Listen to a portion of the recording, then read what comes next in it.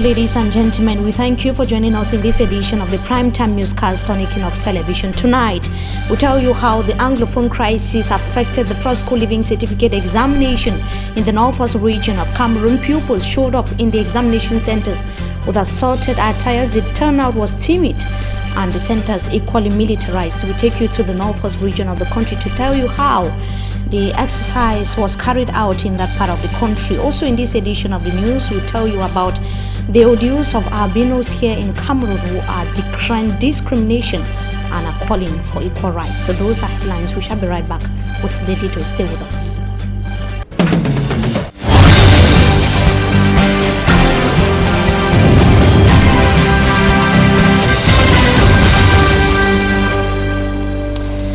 Good evening to you, ladies and gentlemen. We thank you so much once again for joining us in this edition of the Primetime Newscast on Equinoxe Television.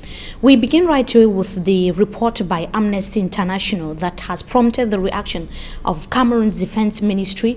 Amnesty International has said that because the government of Cameroon is refusing to dialogue with the opposing camp as far as the Anglophone crisis is concerned, several persons have continued to die, others being tortured, properties destroyed in the northwest and the southwest regions of Cameroon, and several others being displaced. The human rights group Amnesty International equally accused the Cameroonian government and the separatist fighters for the escalation of violence in the two Anglophone regions of the country. Innocent as it tells us more in this report. Never again. Uncountable calls from human rights groups and international organizations for the Anglophone crisis, which erupted in November 2016, to be resolved via inclusive dialogue, have proven barren. We are in 2018 and the socio-political impasse has taken a path of thorns, further complicating the crisis with dialogue now seen by parties as a far-fetched dream. Both sides have rather chosen war, which has resulted to bloodbath on both government and separatist camps in the northwest and southwest regions of Cameroon. A couple of officials abducted this year are still missing. Fuming at the prevailing violence and human rights abuses, Amnesty International on Tuesday accused pro-independence fighters for stabbing to death and shooting of military personnel, burning down of schools and attacking teachers. The organization also accused Cameroon security forces of torturing Anglophone Cameroonians, firing of bullets on crowds, burning down of houses in villages in Anglophone Cameroon, in a spiral of violence that keeps getting more and more deadly. These revelations are contained in a new report on Cameroon's Anglophone crisis titled "A Turn for the Wars: Violence and Human Rights Violations in Anglophone Cameroon." Amnesty International said the report is based on in-depth interviews with over 150 victims and eyewitnesses as well as material evidence. According to the human rights group, English speakers are in the grip of a deadly cycle of violence as security forces, it added, have indiscriminately killed, tortured and arrested people during military operations, which have also displaced thousands of Anglophone Cameroonians to bushes and neighboring country Nigeria, as well as in their own country, Cameroon. To Amnesty International's Deputy Director for West and Central Africa, violence by the military helps to fuel the unrest than quenching it. Amnesty International publishes this new report after the U.S. ambassador to Cameroon in late May denounced targeted assassinations by government forces and killings of gendarmes by secessionist fighters. This came after the European Union in February called on the Army of Cameroon to proportionate use of force. Unfortunately, the continuous massacre of persons like that in Menka, Santa subdivision of the Northwest region recently, proves government authorities in the nation's political capital Yaoundé have denied to adhere to known killing for the violence to boil down.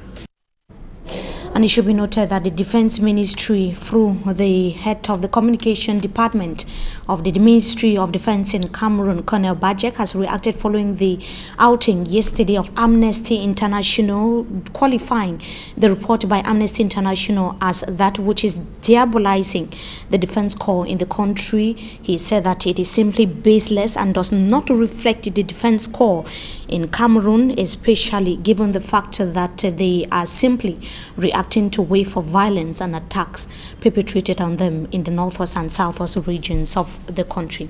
Before we come back to the devastating consequences of the Anglophone crisis on examination centers, especially as far as the CP as well as first school living certificate examinations are concerned, we take you to Loum of the Mongo Division to talk about more than 170 students that have so far been dismissed from some schools in that part of the country.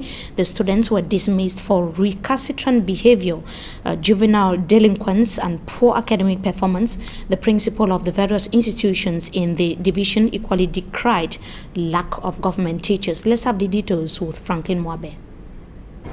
Some schools in the Mongo Division have ended the 2017-2018 academic year, while others are still to close for the long vacation. In Government High School Manjo and in Government High School Loum, the closing was welcomed with mixed feelings. About 117 students of Government High School Manjo and 75 students of Government High School Loum were expelled. Many students in both institutions have been dismissed for being recalcitrant in their haircut, dressing, juvenile delinquency, and poor academic performance. According to Mr. Abel Fankam, PTA president of High School Manjo, the problem of the school are the parents who fail to assist the teachers and only show up during Parents-Teachers Association elections. He equally adds that parents are to be blamed for the bad conduct of their children.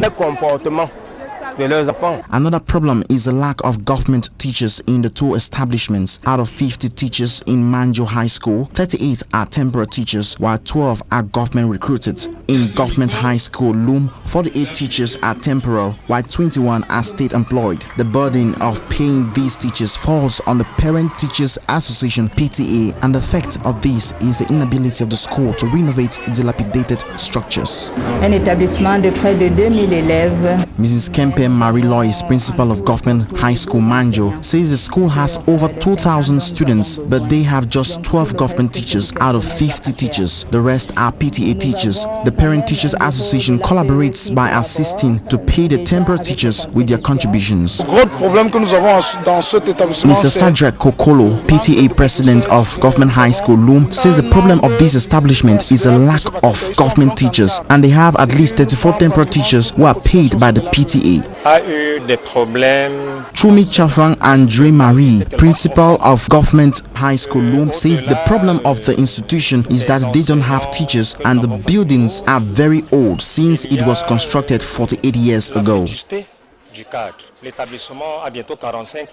Despite all these woes, the occasion was marked with the awarding of prizes to meritorious students who excel academically in the course of the 2017-2018 academic year.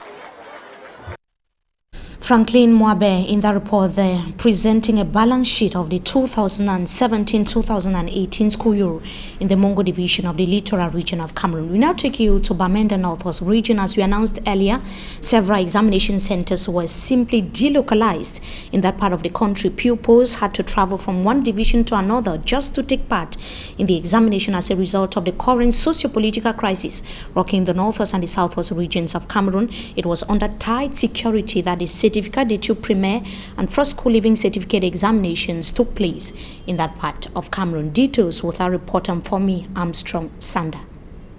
Candidates dressed in assorted outfits, high security accommodation centers is the atmosphere that characterize first school living certificate and certificate d'études primaires examinations in the northwest region. It is the effect of the Anglophone crisis which have grounded activities in the northwest and southwest regions of Cameroon. Apart from this, the region has equally recorded a drastic drop in the number of registered candidates compared to last year, according to the regional delegate of basic education, Wilfred Wambengdong. In Mezam and Gokitunja divisions, where where the Minister of Basic Education visited, few absences were recorded. However, Mezam Division, which has non-relative camp, played host to candidates from other divisions in the Northwest region. A good number of them came from Boyo Division and some from Menchum. Many young people, probably school dropouts, could equally be spotted as they benefited from these accommodation centers to do business. Some parents who accompanied their children either hid their faces or refused to talk to journalists. The number of candidates for the first school living certificate this year dropped from 71,240 to 22,058. However, Madame Yusuf Adija Alim said she is satisfied with the conduct of exams in the Northwest region. She equally saluted the massive turnout of the basic education family to accompany her. On his part, Governor Adovlele Lafrique of the Northwest region sounded grateful and satisfied. Yes, I would like, first of all, to thank the Ministry of Basic Education, who took upon her busy schedule to visit us on the occasion of the exams of this year. After having toured the various centers we visited today, I'm very satisfied. Like she said of the school attendance of the candidates here and in the Kokitunja divisions. They are there, disciplined. They are also secured, and we are also happy to see that the parents also are involved. The school family is involved in the organization of this exam. Some of the parents came out to accompany their children to the exam centers and are waiting when time will come to bring them back house. It's a clear testimony of the involvement of everybody in the process. I would like also to thank the team of the Ministry of Basic Education. They have done so well to organize it in such a way that up till now, no incidents were recorded all over the Northwest region. So on behalf of government, I would like to express my deep satisfaction for what we have observed today and thank the security services for their accompaniment of the process. Any message to the candidates? Yes, of course, the candidates, I wish them well, hoping that all of them that are writing today will succeed, and that next year they will be going to the secondary school with a report there on the situation of examinations as far as the first school living certificate is concerned in the Northwest region of Cameroon. Now, the SEP and first school living certificate examination disrupted in a locality in Pendamboko after a gendarme officer on his way to supervise the exams was shot by some yet to be identified individuals. It should be noted that Pendamboko is in Banga of the Mongo Division, littoral region of Cameroon, and it is just few meters away from Moyoka in neighboring southwest region of the country, which was hit by gun battle in the early hours of this morning. Locals in Malende, Yoke, and other villages were either escaping for safety or they stayed indoors. A lady was reportedly shot in the early hours of this morning as well in Moyoka and is receiving treatment in hospital. Motorbikes were set ablaze purportedly by security forces.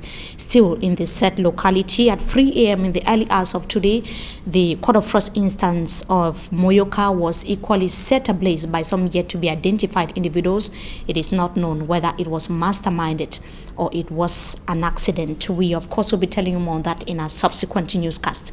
We now talk about blood banks in Cameroon, particularly in hospitals that have continued to run dry despite efforts by the public ministry in the country to boost the rate of donation across the national territory. In prelude to the World Blood Donor Day, an NGO which is based in the Southwest Regional Headquarters of Boya has launched a campaign at the regional hospital where 100 liters of blood were donated. Derek Jato tells us more in this report. As Cameroon will be joining the rest of the world to observe the 2018 edition of the World Blood Donor Day, statistics show that Cameroon is yet to meet up with the quantity of blood needed in hospitals around the country. About 400,000 pints, that's about 200 liters of blood every year, but we had just about 73,000 pints. And if the strives met so far can only result to 73,000 pints of blood, far below the needed 400,000 pints of blood. It is an indication that the Ministry of Public Health is not winning in this direction, and today proposals are being made on how the National Blood Transfusion Program can better succeed.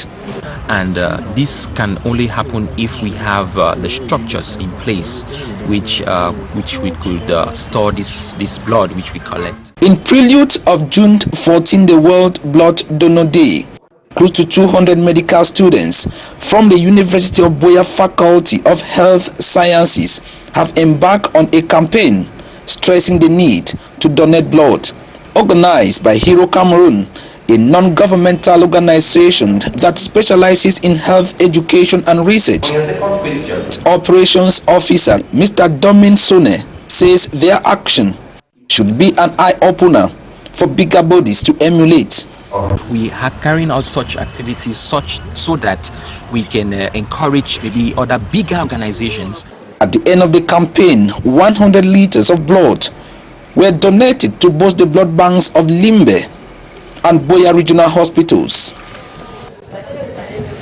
On to something else, the International Albinism Awareness Day is being commemorated today in Cameroon and the world at large. And as the world is reflecting on the challenges of albinos, this category of people are decrying discrimination and rejection by the society.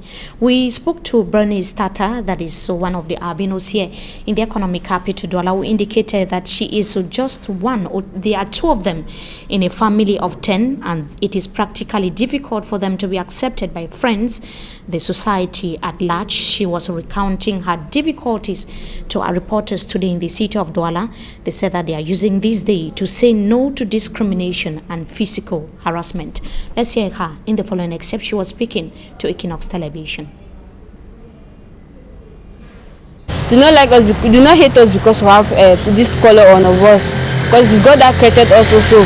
God did not choose to create this one this way and choose to create the other one the other way. He chose to create everybody in his image and likeness. My mother is black, my father is black.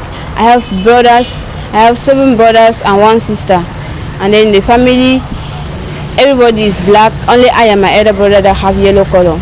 And in school, we always have difficulties in school because they always say no, look at their color. They don't want to sit beside me.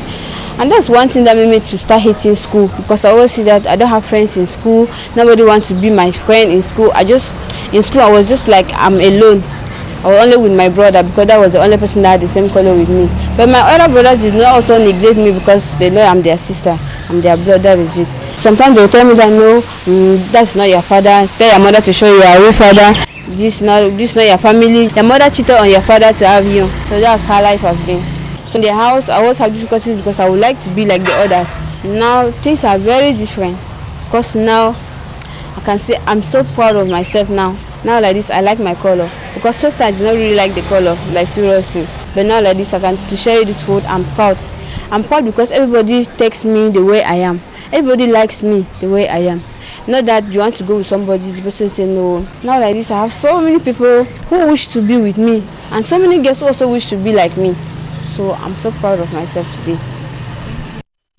The society can only accept us when we accept who we are. That is Bernice Tata there, an albino in the economic capital Douala, recounting her challenges but saying that she is happy being who she is. We take you right to 18 news out of Cameroon as the U.S. Secretary of State visits Seoul. South Korea is looking for a clarity on key issues raised during the Trump-Kim summit. South Korea was surprised by President Donald Trump's announcement in Singapore that the U.S. is going to be stopping the war games. Let's have the details with Oro News.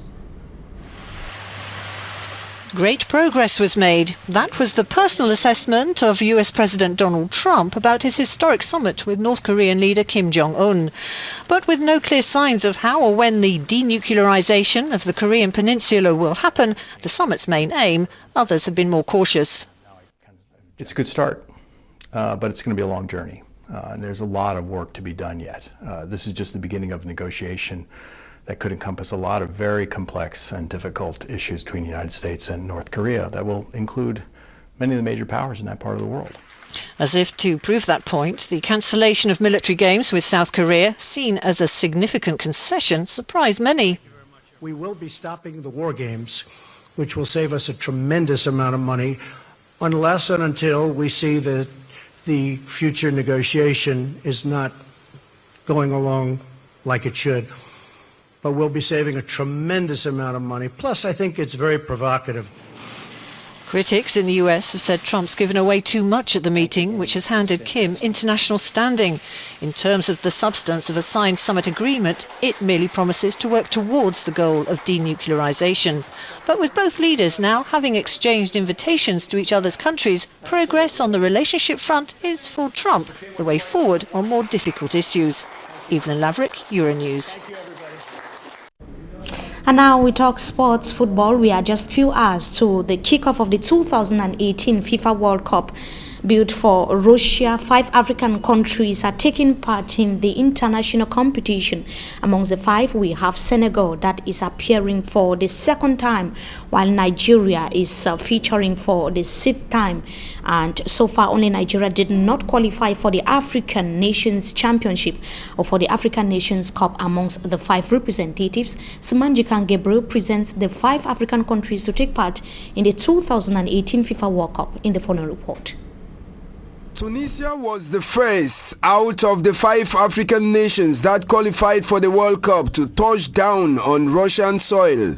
The Carthage Eagles team captain Mehdi Benatia is the key player for the Atlas Lions. Morocco will be in Group B of the tournament and will play June 25th. The season and 2, and they created sensation, reaching the quarterfinals, becoming just the 2nd African country to do that after Cameroon. And we continue with sports football. Morocco is not going to be hosting the 2026 World Cup as anticipated. The country lost the bid to host the 2026 World Cup. The North African country lost to the United North America. The world's football governing body FIFA has announced that the winning country secured 134 votes as against 6 for Morocco. And we continue with sports news, talking about the results of the 25 matches of the Ligue 1 Championship that took place in stadia across the country.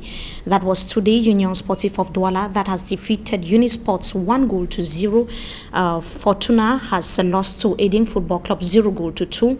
Dragon had an urge over Babutus 1-0. Fucho FC had a 0-0 tie with UMS of Loom. Young Sports Academy had a 1-0 tie with Column. Start to Renard 0, Apages of 1. Egle of Menwa had an urge over Yafut 1-0. Fuvu of Baham equally had a 0-0 tie with Astro Football Club of Douala. New Start of Douala defeated Cotton Sports of Garwa 2-0. That brings us to the end of this edition of the Primetime Newscast on Equinoxe Television. Viewers, so thank you so much for joining us as usual. Wishing you a blessed stay in the company of our programs. Until we meet again, goodbye.